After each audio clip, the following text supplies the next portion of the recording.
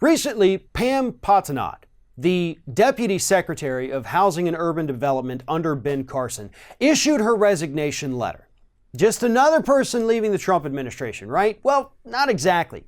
Because as part of the story about Ms. Patanot resigning, it was also revealed that Donald Trump attempted to illegally block hurricane disaster relief funds from making it to the island of Puerto Rico.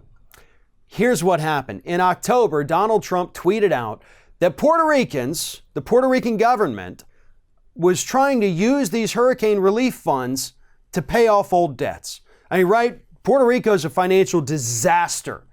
And they wanted to use these hurricane funds instead of helping the people who still don't have homes.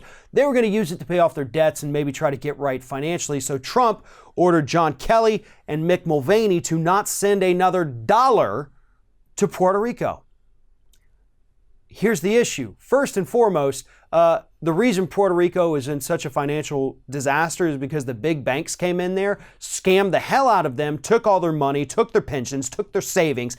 That is the result of Wall Street greed, not mismanagement by Puerto Rico. Let's get that straight first and foremost. Second of all, the president saying do not send another dollar to these people is 100% illegal because those funds were authorized by Congress.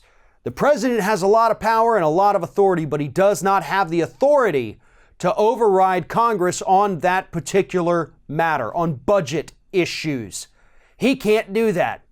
So by saying do not send another dollar, Donald Trump was saying do not follow the rule of law. Do as I say because I have a grudge against this island. Do as I say because I saw on Fox News that Puerto Rico wanted to use the money to pay off their debts instead of helping people, and I'm just so against that. No, what really happened, I'm assuming the Fox thing did actually happen, is that Donald Trump was still pissed off at the, I believe it was the mayor of San Juan, who called him out for his horrible hurricane response after Hurricane Maria hit the island, and he's still mad about that.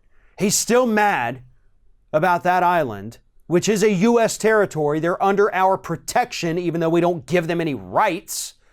He's still mad that they weren't nice to him after they had just lost everything. They didn't roll out the red carpets. Maybe they didn't catch the paper towels he was throwing just right. Who knows?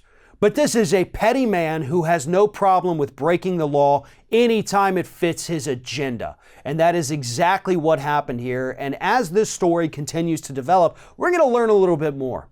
We're going to learn more about the illegal things that Trump has tried to do to the island of Puerto Rico, because I promise you, this story is not going away.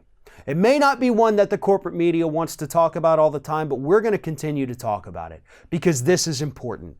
That island is still suffering today. And as long as Donald Trump stays in office, they are going to continue to suffer, much like the rest of us at this point.